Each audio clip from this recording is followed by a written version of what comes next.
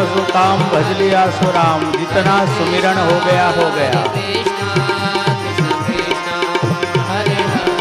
सुमिरन कर ले मेरे मना, बीती उमर हरि नाम बिना।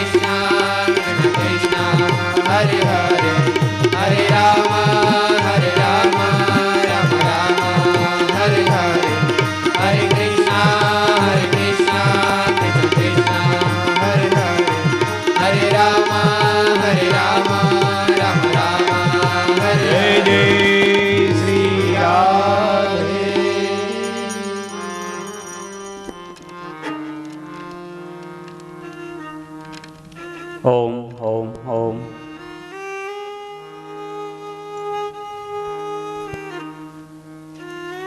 सभी उपस्थित माताएं और बंधुजनों को बहुत बहुत होली की बधाई। होली महोत्सव शिविर का द्वितीय दिवस, दूसरा दिवस के संध्या वेला में पुनः हम लोग एक बार श्रीमद् भागवत महापुराण के एकादश स्कंद के श्लोक को दोहराएंगे, पुनः चिंतन करें।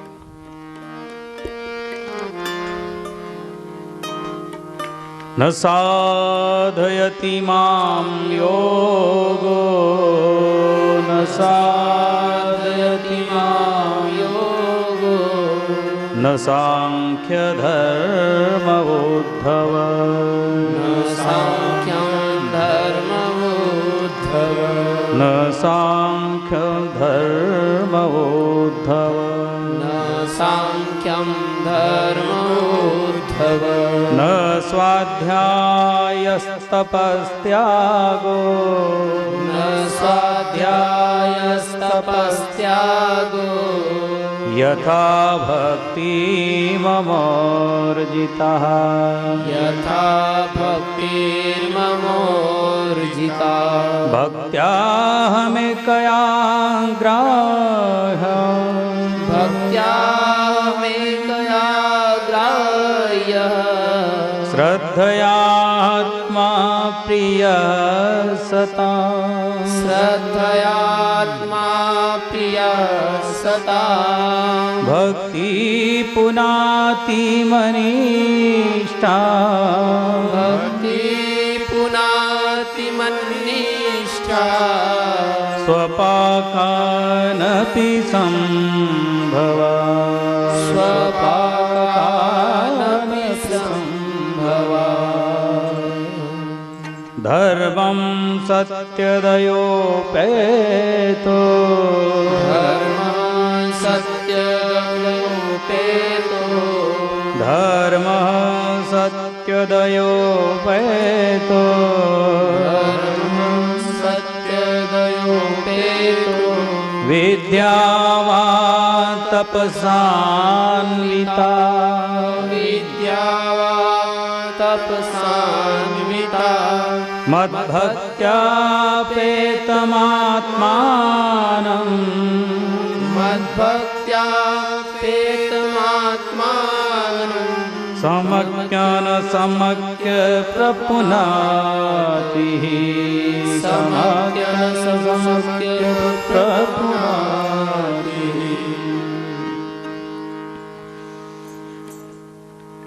हे उद्धव, योगेश्वर भगवान चिदानंद श्री कृष्ण परमात्मा कहते हैं, योग साधन ज्ञान विज्ञान धर्मानुष्ठान जप तप पाठ, इन से ही काम नहीं चलेगा। उसमें भक्ति, अनन्य भक्ति, भक्ति माने समर्पण और पूर्ण प्रेम। पूर्ण प्रेम लगा मन में तो नियम का बंधन टूट गया। जब प्रेम लग जाए, प्रीत हो जाए, भगवान चिदानंद ब्रह्म इशारा करते हैं, गोविंद इशारा करते हैं, बिना प्रेम के काम नहीं चलेगा। और प्रेम और मोह में फर्क है। जिससे कुछ लेने की अपेक्षा के कारण आप संबंध करते हो, व्यवहार करते हो, उसे व्यवहार कहते, उसे मोह कहते, वो प्रेम नहीं है। प्रेम की तो बहुत ही महिमा है। बस शुद्ध प्रेम हो जाए तो लगे कि मैं इससे क्या दे दूं, क्या दे दूं। लेने की बात नहीं है, जितना हो सके दे दो। कई बार सत्संग में आप सुनते हो, देवता, जो लोग मनुष्य से दैवत्व को प्राप्त कर लेते, यही लोग देवता बनते हैं। और यहां के यहां भी बनते हैं। शरीर छूटेगा और स्वर्ग में जाएंगे और इंद्र की सभा में शामिल हो गए। फिर वरुण, इंद्र, कुबेर, चंद्रमा, वायु, जल, अग्नि, ये वो सारे देवता बन के बैठेंगे, वो अलग चीज है। लेकिन यही मनुष्य से देवता,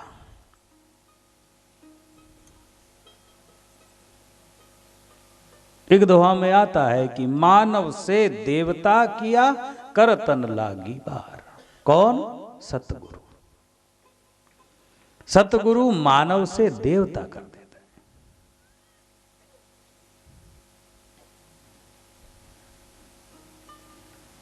तुकोबा कहते, देव पाहवया गेलो आणि मीच देव झालो। ये उसका प्रमाण। मानव से देवता किया करतन लागी बार।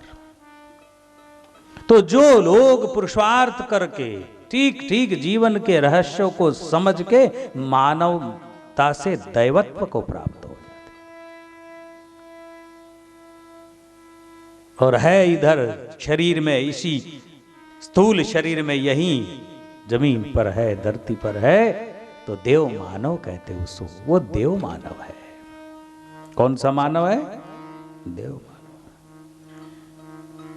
एक ही व्यक्ति, जिस तरह सरकारी नौकरियों में व्यवस्थाएं हैं,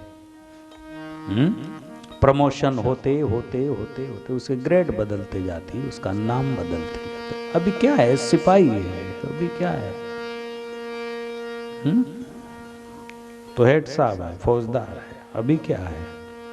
तो उसके ऊपर है। अभी क्या है? उसके ऊपर कलेक्टर है। एक ही व्यक्ति है, लेकिन वो मेहनत करते हैं, अभ्यास करते हैं, और फिर परीक्षा में पास होते हैं, उत्तीर्ण होते, फिर दर्जा बढ़ते जाता है। कुछ ऐसे अच्छे काम करके दिखाते, फिर प्रमोशन होते जाता है, तनख्वाहें बढ़ती जाती है, पोस्ट बढ़ते जाता है, पावर ज्यादा ज्यादा उनके जिम्मे आते हैं हर एक क्षेत्र में। व्यक्ति वह का वही है। एक दिन वही एक कॉलेज कुमार था, और वही न जाने आज क्या बन बैठा है। छोटे से गांव में चुन चुन के सरपंच बना और कुछ किया पुरुषार्थ, तो फिर जो है विधायक बन गया, अब तहसील को संचालित करता है। और फिर योग्यता बढ़ गई, लोकप्रियता बढ़ गई, तो सांसद भी बन गया। सांसद बन के भी न जाने कैसे योग्यता बढ़ गई, वो फिर मंत्री भी बन गया। एक ही व्यक्ति, इसी तरह एक ही व्यक्ति अभी सिंपल व्यक्ति है, पुरुषार्थ करे पारमार्थिक ढंग से, केवल उल्टा सीधा करके पैसा इकट्ठा करने का ही पुरुषार्थ न करे, परमार्थमय पुरुषार्थ कर, अर्थ कमावे धर्म की मर्यादा में। अर्थ धर्म, धर्म अर्थ, यूं लिया है हमारे संतों ने, धर्म अर्थ, धर्म की मर्यादा में अर्थ कमावे, धन कमावे, धर्म की मर्यादा, किसी को दुखा के नहीं, किसी को सता के नहीं, किसी को तड़पा के नहीं, किसी का शोषण करके नहीं, शुद्ध सात्विक मेहनत से। इसलिए उसको धर्म का है। वो कैसे अर्थ कमाए? धर्म की मर्यादा में रहकर। धर्म अर्थ काम और मोक्ष कहां करेगा? यही पुरुषार्थ कर करेगा। अभी तो साधारण मानव है, और फिर अरे क्या उसका जीवन, क्या उसके विचार, क्या उसका आचरण, क्या क्या यूं करते करते जरूर तो बड़ा विशेष है भाई। उनकी बुद्धि देखो, उनकी सोच देखो, उनकी सलाह देखो, कि कोई उनकी सलाह माने ना तो उसका जीवन संवर जाए, इतनी अच्छी सलाह देते। उनकी सोच बहुत अच्छी, संकीर्ण भावनाएं नहीं, बढ़ते बढ़ते बढ़ते। एक दिन वही सज्जन को लोग एक साधु की दृष्टि से देखने लग गए। वो तो साधु आदमी है महाराज, हमारे मोहल्ले में, हमारे घर में या हमारे गांव में वो तो एक साधु आदमी, अरे बड़ा सीधा और बड़ा सज्जन और बड़ा समझदार, बड़ा साधु आदमी। वाह! धीरे से ही वह साधु, साधु उसे कहते जो कुछ साध रहा है, तो साधु है। और फिर धीरे से ही वह संत हो गया। वो तो एक संत है जिसमें संतत्व जग गया। क्या हो रहा है? क्या हो रहा है? प्रमोशन हो रहा है। क्या हो रहा है? उत्थान हो रहा है। क्या हो रहा है? उद्धार हो रहा है उसका। वो ऊपर की ओर उठ रहा है। और एक दिन वो महात्मा हो गया। क्या हो गया? महात्मा, महान आत्मा। अच्छा, महान आत्मा कैसे हो गई? कौन सी औषधि खाई? कौन सी जड़ी बूटी खाई? कौन सा व्यायाम किया? क्या किया? महान आत्मा कैसे हो गया? भले अब उसकी मत पूछो। कोई 20 बरस से बिछुड़ जावे और उसके बाद आवे, वो कहां है? अब वो नहीं रहे, वो महात्मा हो गए, बहुत बड़े महात्मा। हजारों लोग उनके मार्गदर्शन लेने के लिए लालायित होते हैं।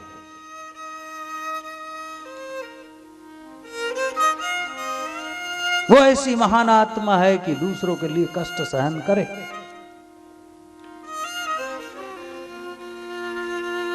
सत्य, दया, दान और तप, जो सत्यमय जीवन जीने की पूर्ण चेष्टा करे, जितना हो सके सत्यमय जीवन। दया,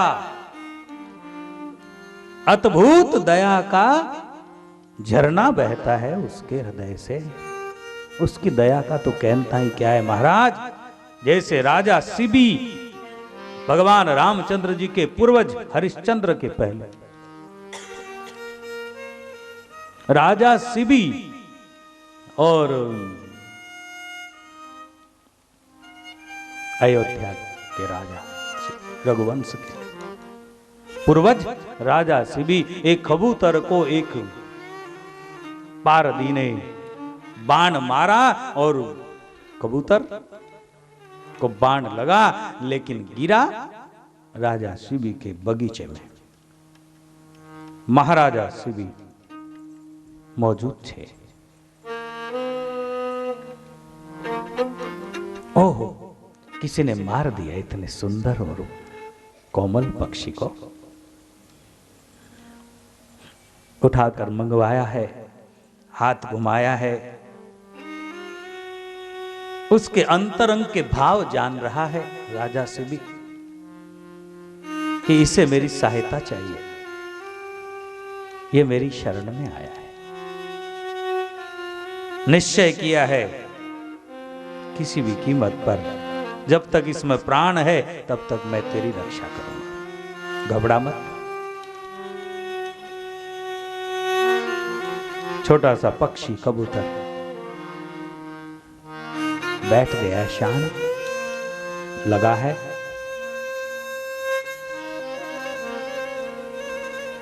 कोई दौड़ा आया है और उसने कहा, महाराज इस बगीचे में मेरी शिकार गिरी है।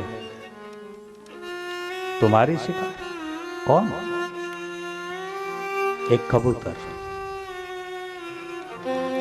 वो मेरा है, मेरा अधिकार है उस पर, मैंने बाण मारा है तब गिरा है। उन्होंने कहा, उड़ते पंछी पर तेरा अधिकार कब से हो गया? जो निशंक आकाश में उड़ रहा है, स्वच्छंद आकाश में विचर रहा है, और दुश्मन पापी उस स्वच्छंद विचरने वाले पक्षी को तूने बाण मारा और ऊपर से कहता है मेरा अधिकार है। बोले नहीं महाराज, अगर न्याय की दृष्टि से देखा जाए तो उस पर मेरा अधिकार है। ठीक है, तेरा अधिकार, क्या चाहिए तुझे?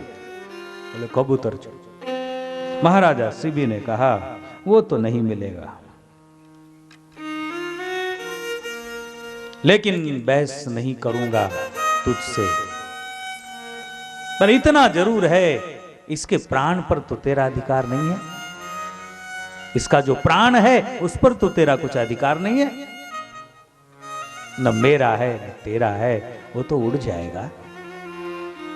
प्राणों को तो कोई नहीं रोक सकता। बोले हाँ, प्राणों से मुझे कोई लेना देना भी नहीं है, फिर मुझे तो मांस चाहिए उसका, इसलिए मारा। महाराजा शिबी ने कहा, अगर मांस ही चाहिए तो उसका क्या और मेरा क्या एक ही बात है, मांस चाहिए ना। लेकिन अभी इसके भीतर प्राण है तो ये मेरी शरण में है, ये तुम्हें नहीं मिलेगा, और मैं अपने जंघा का मांस काट कर उसके बराबर तोल कर तुझे दे देता हूं। बस चलेगा। महाराजा शिबी ने रघुवंश के पूर्वज महाराजा अपने जंघा का मांस काट कर कबूतर के बराबर तोला और दे दिया, ले जाओ। उसी वंश में महाराज हरिश्चंद्र जी हुए, और महाराज हरिश्चंद्र की बात तो आप जानते हैं, क्या क्या नहीं हुआ। इस तरह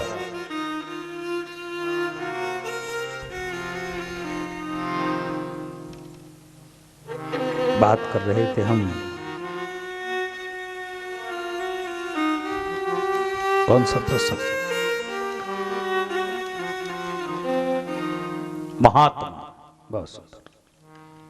महात्मा। जब लोगों ने सुना कि महाराजा शिबी इतना महान पुरुष है, ओहो, दूसरे के बचाने के लिए एक पक्षी को अपना महात्मा है भाई, महात्मा।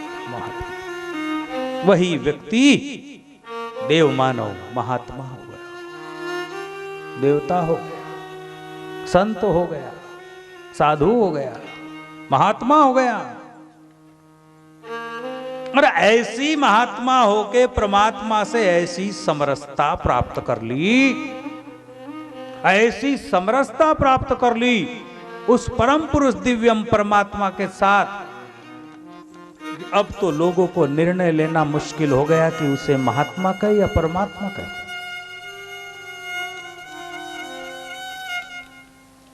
अब उसे महात्मा कहे या परमात्मा कहे, भगवान कहे, कुछ कहा नहीं जाता।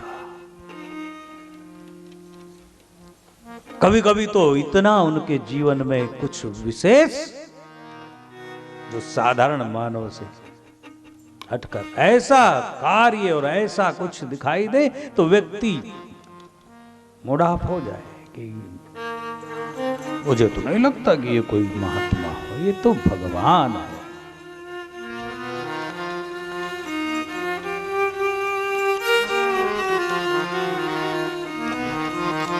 इस तरह तो एक व्यक्ति ऐसे जाता है और नहीं तो नीचे की ओर जावे, ये तो एक साधारण व्यक्ति है। ठीक है, अच्छा नहीं, ठीक है, बहुत अच्छा भी नहीं, ठीक है, ठीक है, अभी तक तो ठीक था लेकिन अभी तो ठीक भी नहीं रहा, अब तो नीचे आ गया है, ऐसा? हाँ, अब मत पूछो उसके साथ, ठीक भी नहीं रहा। उसके बाद अब तो वो एक इंसान भी नहीं रहा, अब तो वो हैवान शैतानियत करने लगा है।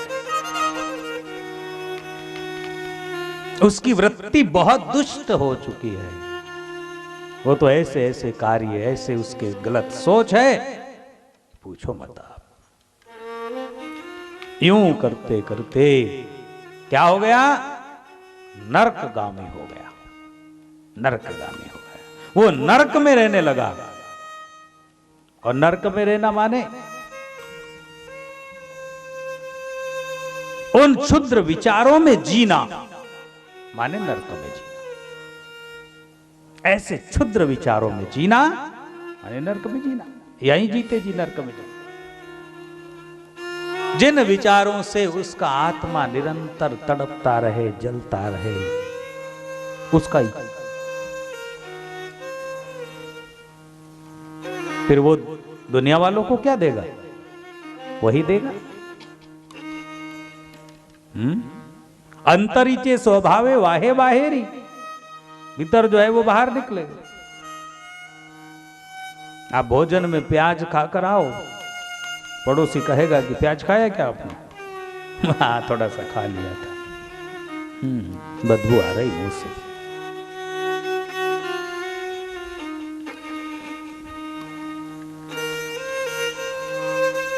इस तरह काम क्रोध मद लोभ मोह नाथ नरक के पंथ।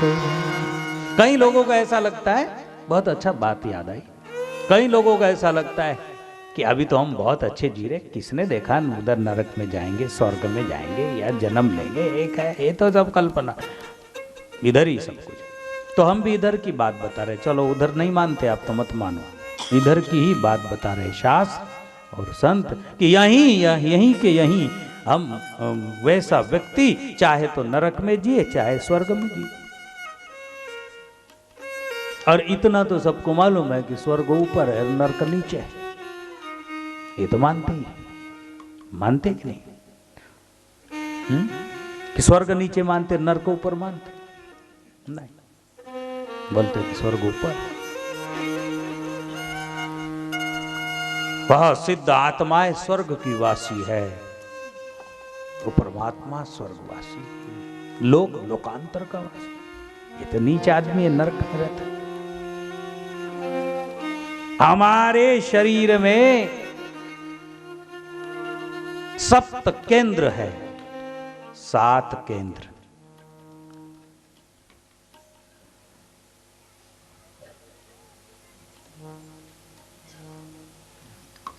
सबके मूल में, पीठ की रीढ़ हड्डी के अंतिम छोर में, पीठ की जो रीढ़ की हड्डी है उसकी लाइन में अंतिम छोर में नीचे मलद्वार के पास, उधर मूलाधार केंद्र है। मूलाधार केंद्र, जहां पर जीवनी शक्ति सुषुप्त अवस्था में पड़ी हुई है।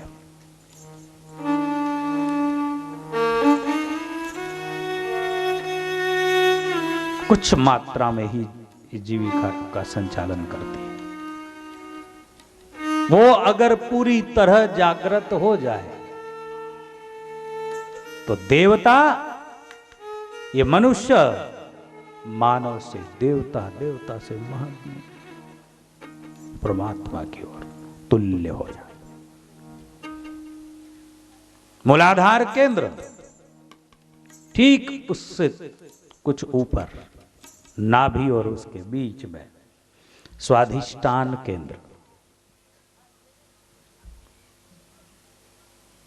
स्वाधिष्ठान ठीक ठीक नाभि केंद्र में, नाभि में मणिपुर चक्र, मणिपुर केंद्र। केंद्र मान पता है ना, केंद्र माने ऊर्जा का संकलन का स्टोरेज केंद्र, एक जगह।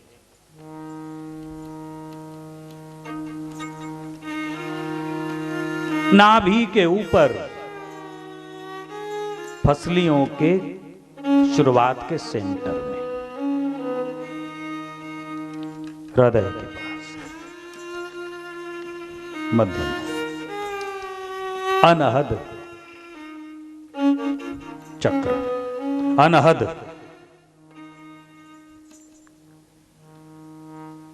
ठीक ठीक गले के बीच, जहां स्वर तैयार होता है, जहां से कंठकूप में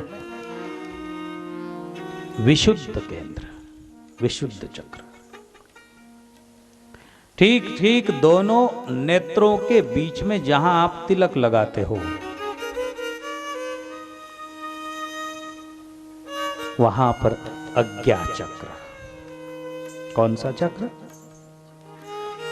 अज्ञा केंद्र। ये 6 हो गए। और ठीक जहां तालु होता है, जब पैदा होते हैं, छोटा सा बालक शिशु पैदा होता है, तो उधर एक खिड़की होती है, और वो खिड़की सबको पता है ना, बिल्कुल चमड़ी होती है खिड़की, उधर सहस्र दल कमल चक्र। मूलाधार, स्वाधिष्ठान, मणिपुर, अनहद, विशुद्ध और अज्ञा और सहस्र, सहस्र दल कमल। जो जो ऊपर की ओर जावे भक्ति भाव से, सत्कर्म के बल से, सत्संग के बल से, सुमिरन के बल से, सेवा के बल से, दया, दान, सत्य, दया, दान और तप, सत्य के पक्ष में रहने की आदत डाले, जितना हो उतना सत्य सत्य।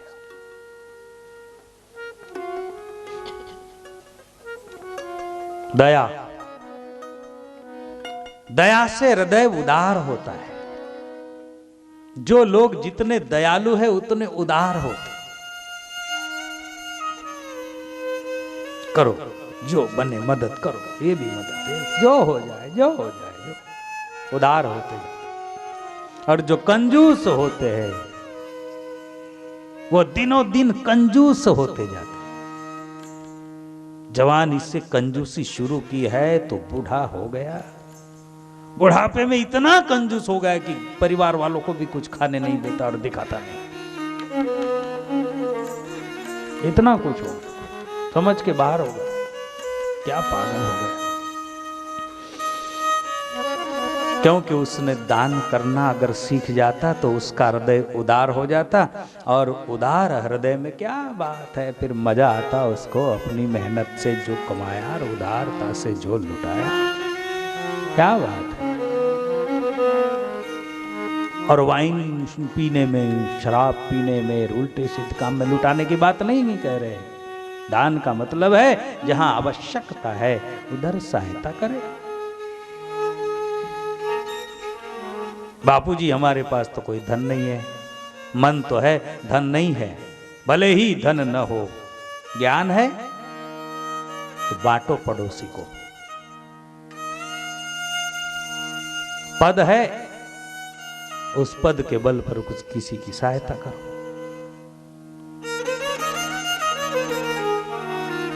बड़े बड़े लोग इधर आते जाते सब बातें मुझे सुनाते, कहते बापूजी बड़े बड़े कहीं लोग जो है ऐसे भ्रष्टाचारी हो गए हैं, देश में छोड़ के परदेश में, स्विट्जरलैंड में, स्विस बैंक में पैसा रखते। क्या बताया आपको। और ऐसे पगले हैं कि वो पैसा कम से कम देश में रहे तो दलन वलन में काम आवे, तो प्रगति तो इस देश की हो, वो काम में नहीं आता। और कहते उधर लॉकर सिस्टम होता है, वो अगर मर जाए मूर्ख तो वो उधर ही डूब जाते, किसी को मिलता भी यूं कहते। इतने बावले हो गए। मैं कहता हूं कि उन बावलों को क्या चाहिए, कीर्ति ही चाहिए ना, धन के बाद क्या चाहिए मनुष्य को। धन इकट्ठा हो गया उसके बाद क्या चाहिए, कीर्ति चाहिए। कीर्ति, मेरा यश हो, मेरी कीर्ति हो, सब दुनिया जाने मुझे, यही चाहिए। बोले क्या बावले हो गए। कितनी गरीबी हमारे देश में आज भी। तुम्हें कीर्ति ही चाहिए ना। बोले हमारे आने वाली पीढ़ी के लिए रखा है, वो क्या करेंगे, तुम्हें अपना मानेंगे। आपने रखा है तो आपको धन्यवाद देंगे, यही हम तरीका बताओ ना। आपको धन्यवाद चाहिए, आपको कीर्ति चाहिए, आपको यश चाहिए,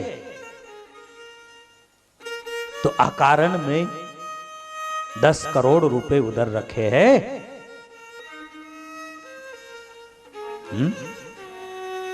और गरीबों का 1-1 लाख रुपए बांटो, जिनके पास मकान नहीं उनको मकान बनाओ 1-1 लाख के, तो 1 करोड़ में 100 मकान बनाओगे।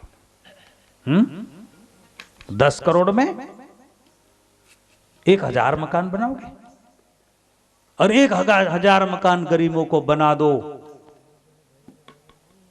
अचानक आपका कोई संबंध नहीं है, महाराज 1000 घरों में आपकी फोटो की पूजा न होने लगे तो हमको कह देना।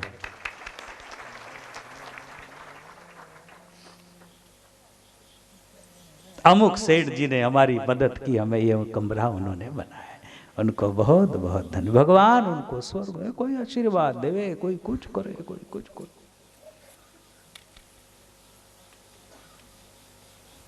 विदेश में भी रहता हो और स्वदेश में आवे तो लोग दर्शन करने को दौड़े, दूसरे न भी दौड़े तो 1000 परिवार वाले दौड़े, और 1000 परिवार को उन्होंने इतनी सहायता की तो 10,000 दूसरे दौड़े उसके दर्शन करने को,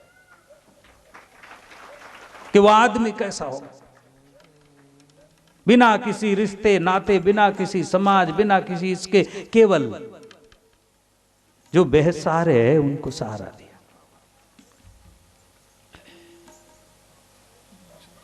और उसके परिवार में कितने लोग होंगे महाराज, ज्यादा से ज्यादा एक है, उतना उतना करोड़ोपति है, बहुत रखा है, लेकिन परिवार तो उतना ही होता है। और उनकी महानता भी देखो, परिवार होने भी नहीं देते, वो कहते बहुत कम, बंद करो। जलगांव में स्नेह मिलन का कार्यक्रम में एक विषय निकल गया, तो हमने कहा देखो ना कैसी मानसिकता, विचित्र हो गई है। एक तरफ कहते कि संतान बंद करो, तो संतान बंद कर तो कमाई भी कम कर ना, फिर कमाई भी कम कर। बोले नहीं, चाहे जितनी जमीन खरीद लूं, सैकड़ों एकड़, चाहे जितने मकान बना लूं, भले सूने पड़े रहे, कोई रहने वाला ना हो, पर संतान एक ही चाहिए। और एक ही रहेगा ना, उसको मैं यहां थोड़े रखने वाला हूं, उसको बहुत पढ़ाना है और उसको विदेश भेजना है। तो इससे ज्यादा कोई बावलापन होगा? जब उसको विदेश ही भेजना था तो यहां जमीन रोकता क्यों? दूसरों को खाने देना। मकान बना कर ताले लगा के रखता क्यों है? उसका उपयोग लेने देना दूसरों को। और बहुत ही शौक है इतने मकान बनाने के, तो फिर संतान होने दे। 2-4 विदेश में भेज दे, 2-4 इधर दे दे, कोई खेती संभाल कर, एक काम कोई भी कर। कहता है कि नहीं, एक ही चाहिए। तो फिर मकान भी एक ही चाहिए ना। 2 मंजिल बना ले, तू मरे जब तक नीचे रहे, उसको ऊपर रहने दे। मर जाएगा तो उसको पूरा दे दे। सच्चिदानंद क्या है? महापुरुष कहते हैं कि अंधी दौड़, जो लोग ईश्वर को नहीं मानते, जो लोग ज्ञानार्जन नहीं करते, ज्ञान का संचय नहीं करते, जो अंतकरण की शुद्धि नहीं करते, जो परमार्थ और परोपकार की भाषा नहीं जानते, उनको देखकर ज्ञानी जनों को हंसी आती। एक बात याद आ गई हंसी के इसमें, कह दूं?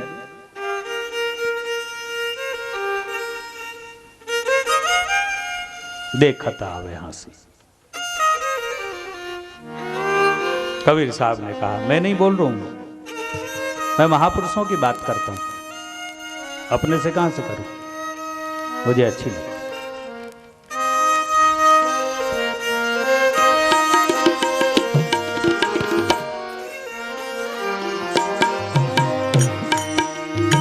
संत कबीर साहब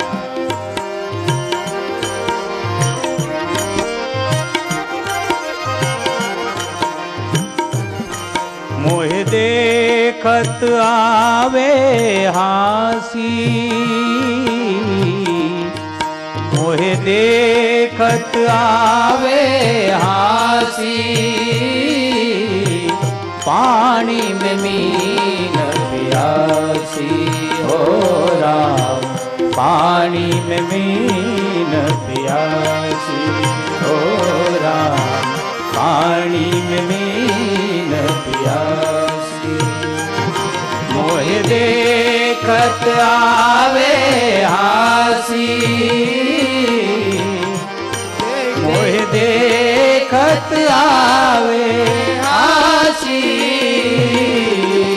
पानी में मीन प्यासी हो राम, पानी में मीन प्यासी हो राम, पानी में मीन प्यासी। मोहे देखत आवे हासी, मोहे देखत आवे हासी, पानी में मीन प्यासी हो राम, पानी में मीन प्यासी हो राम, पानी में मीन प्यासी।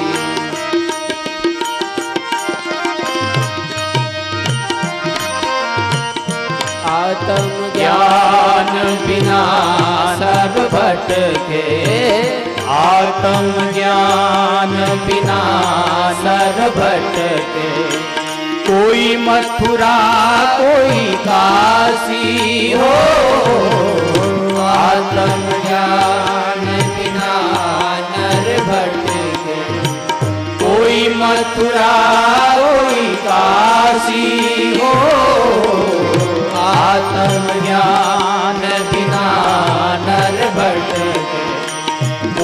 मथुरा कोई काशी, जोगी होकर रहे जंगल में, जोगी होकर रहे जंगल में, बोल मन भी रहे उदासी, पानी में न प्यासी, हो राम पानी में न प्यासी, हो राम मोहे देखत आवे हासी,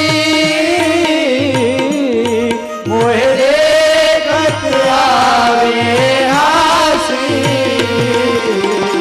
पानी में न प्यासी, हो राम पानी में न प्यासी। संत कबीर साहब ने कहा, बड़े निष्पक्ष महापुरुष थे।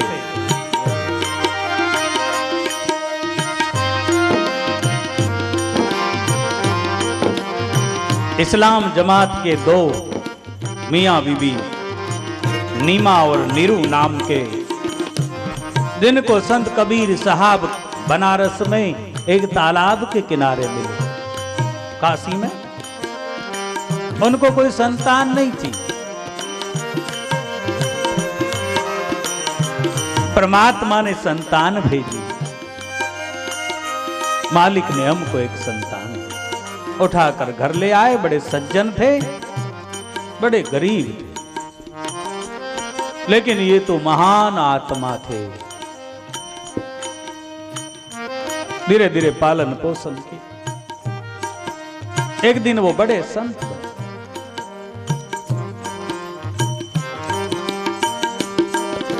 काशी तो ज्ञानियों का गढ़ था, काशी वैदिक संस्कृति का गढ़, और वही काशी जब थोड़े समझदार हुए, बहुत अच्छी बातें करने लगे। लोग उनकी तरफ आकर्षित होने लगे। ये कोई महान आत्मा है। घर के माँ बाप परेशान हो, तू क्या साधु फकीरों में घूमते फिरता है।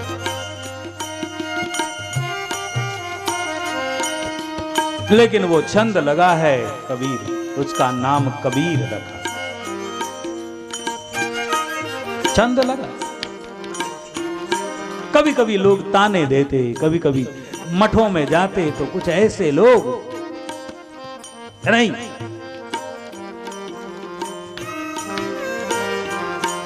इधर नहीं आना। कबीर ऐसा सटीक जवाब देते उन्हें, क्या फर्क है तुम में और हम में। ऐसे जवाब देते कि सामने वालों को बोलते नहीं बनते। उसी काशी नगर में बहुत उच्च कोटि के महापुरुष थे स्वामी रामानंद जी महाराज। उन दिनों 500 बरस पुरानी बात है, 500 बरस। स्वामी रामानंद जी महाराज उनके चरणों में गए, उन्होंने स्वीकारा। उन्होंने कहा, मनुष्य की कोई जाति नहीं है, मनुष्य मनुष्य है। कौन तुम्हें समझता है कि तुम मुसलमान के घर पले बड़े हुए? क्या हिंदू क्या मुस्लिम, सब परमात्मा की संतान है। इसलिए तुम्हारी श्रद्धा है तो मैं तुम्हें दीक्षा दूंगा। बहुत उच्च कोटि के साथ और बड़े तरीके से उन्होंने उनकी दीक्षा ली। बहुत लंबी कथा है, आपको मालूम। फिर उनका नाम हुआ साहब कबीर, संत कबीर, साहेब कबीर। मुसलमान बंधु कबीर साहब कहते और हिंदू बांधव संत कबीर कहते। कुछ भी कहो, कोई फर्क नहीं पड़ता है।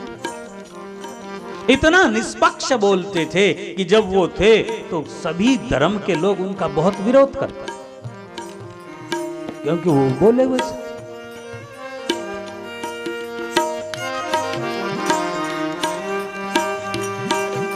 उन्होंने कहा, तुम्हारे दिल में भाव नहीं और तुमने पत्थर की मूर्त बनाई और पूजने लगे तो क्या भगवान मिलने वाला है?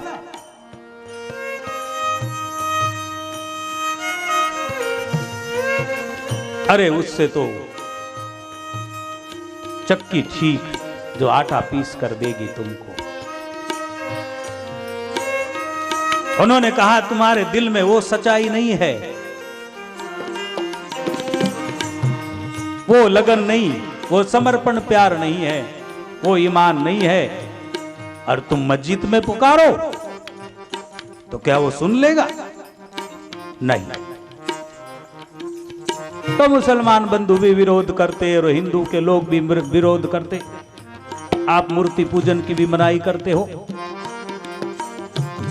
वो कहते मैं मनाही नहीं करता हूं, मैं कहता हूं कि जो करो वो दिल से करो। करो न पूजन दिल से, पत्थर में मिले भगवान। पढ़ो न नमाज दिल से, चींटी के पैरों में घुंघरू बजते वो भी सुनता है, तो तुम्हारी क्यों नहीं सुनो? सब सुनो, लेकिन हो उस लगन से। तो संत कबीर कहते कि मोहे देखत आवे हंसी। ये दुनिया को देखकर, ये संसार को देखकर मुझे हंसी आती है। पानी में रहकर ये प्यासे हैं। निरंतर वो शक्ति, वो ऊर्जा, वो मालिक, वो परमात्मा सबके साथ रहता है, फिर भी ये भटकते फिरते कहां मिलेगा, कहां मिलेगा।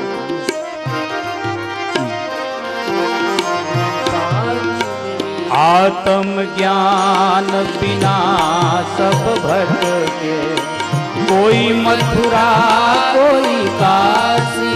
तीर्थ करने जा रहे, मैं मथुरा जा रहा हूं, मैं काशी जा रहा हूं, क्योंकि वहां भगवान मिलेंगे। संत कबीर साहब ने कहा भगवान तो तेरे भीतर ही है। आत्म ज्ञान बिना नर भटके, कोई मथुरा कोई काशी। अगर साधु बनकर भी बन बन में भटकने लगा तो भी काम नहीं चलेगा, तो भी कुछ नहीं मिलेगा। साधु भी बने तो ज्ञानार्जन कर, साधना कर, और देख तेरे भीतर उसका प्रकाश।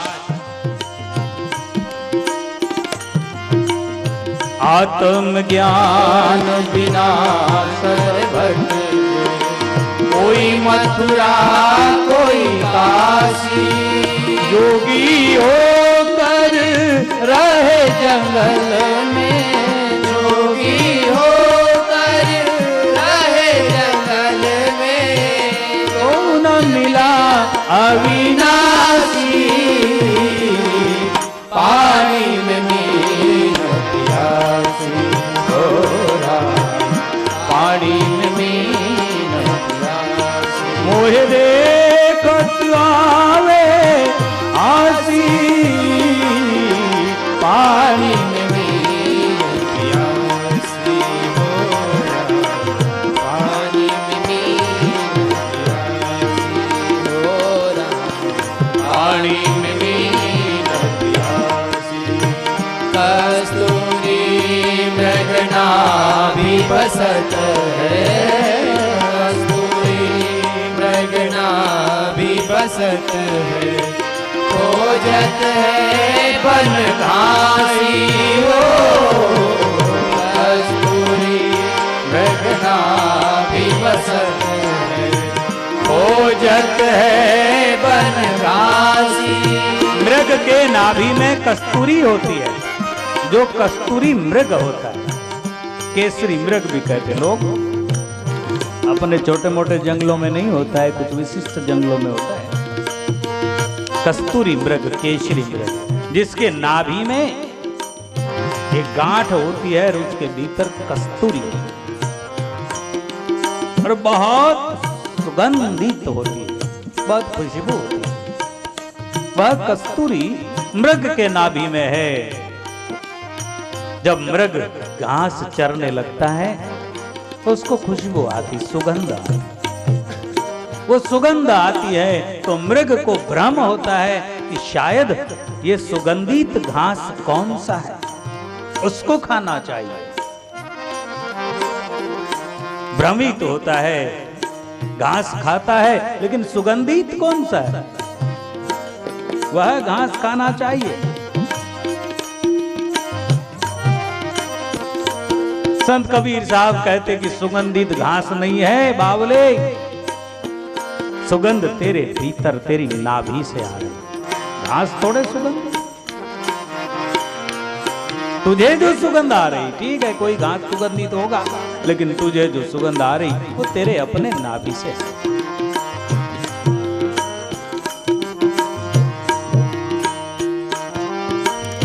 कस्तूरी मृग नाभि बसे, ढूंढत है बन घासी। कस्तूरी मृग नाभि बसे, कबीर साहेब ढूंढत है बन घासी। पोथी पढ़ पढ़ पंडित हुए, पोथी पढ़ पढ़ पंडित हुए, तो न मिला अविनाशी। पानी में मीन प्यासी हो राम, पानी में मीन प्यासी हो राम, पानी में मीन प्यासी। मोहे देखत आवे हासी, देखत आवे हासी। पानी में मीन प्यासी हो राम, पानी में मीन प्यासी हो राम। कस्तूरी मृग नाभि बसे, ढूंढत है बन घासी। पंडित पोथी पढ़ पढ़ पंडित हुए, कहीं पंडित पोथी पढ़ पढ़ के ढेग लगा देवे। पोथी दुनिया की राशि भविष्य निकाले और खुद के भविष्य का पता नहीं। कहीं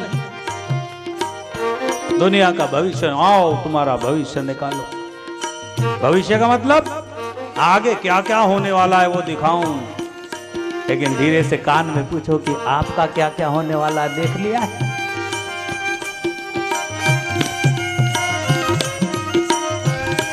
संत कबीर साहब स्पष्ट वक्ता, वो दुनिया वालों को सत्य की राह दिखाते कि ब्रह्म में क्यों बैठे। पानी में मीन प्यासी, अरे तेरे दिल में दिलबर है, तेरे ही दिल में दिलबर, कहां परेशान हो। जहां याद कर वहीं हाजिर है, वहीं मौजूद है, याद कर तो सही। पोथी पढ़ पढ़ पंडित हुए, तो न मिला अविनाशी। मस्जिद चढ़ चढ़ मुल्ला पुकारे, मस्जिद चढ़ चढ़ मुल्ला पुकारे, तो न मिटे यम फांसी हो। मस्जिद चढ़ चढ़ मुल्ला पुकारे, तो न मिटे यम फांसी। कबीर सुनो भाई साधो, कहकर कबीर सुनो भाई साधो, गुरु बिन मिटे न 84। पानी में मीन प्यासी हो राम, पानी में मीन प्यासी हो राम, पानी में मीन प्यासी। मोहे देखत आवे हासी, देखत आवे हासी। पानी में मीन प्यासी हो राम, पानी में मीन प्यासी हो राम। मीन माने मछली, दिन रात पानी में रहे और फिर भी प्यासी।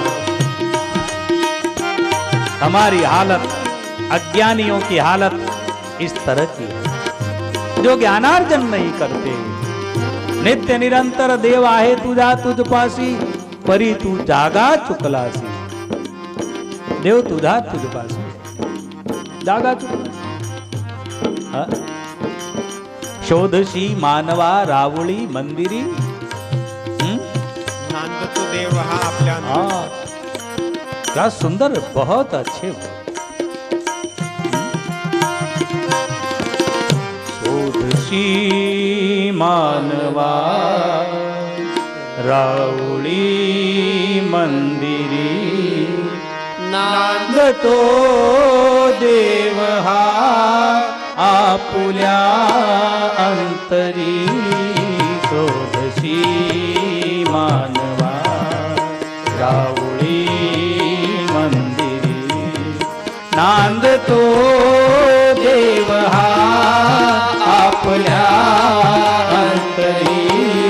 शोधशी मानवा रावळी मंदिरी, नांदतो देव हा आपुल्या अंतरी. शोधशी मानवा रावळी मंदिरी. ऐकायचं आहे, बंद करू. हा, अच्छा. मेघ हे दाटती कोठुनी अंतरी, मेघ हे दाटती कोठुनी अंतरी. मेघ कसे येतात आकाशामध्ये, ती कसे वाजते बासुरी. सूर्य येती कसे वाजते बासुरी. रोम रोमी फुले तीर्थ हे भुवरी. रोम रोमी फुले तीर्थ हे भुवरी. दूर इंद्रायणी दूर ती पंढरी. सोमसी मानवा रावळी मंदिरी, नांदतो देव हा आपुल्या अंतरी.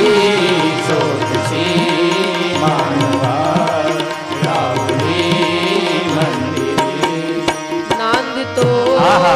देव स्वर येती कसे वाजते बासुरी. अंतरी. दूर इंद्रायणी दूर ती पंढरी. पंढरपूर जाऊनच भगवंताला भेटणार असं नाही, नांदतो देव हा आपुल्या अंतरी. पंढरपुरात नाही आहे असं नाही, कोणतीच जागा अशी नाही जिथे परमेश्वर नाही, परंतु जिथे आहे तिथे आत्मसात. गंध का हासतो पापडी सारुणी.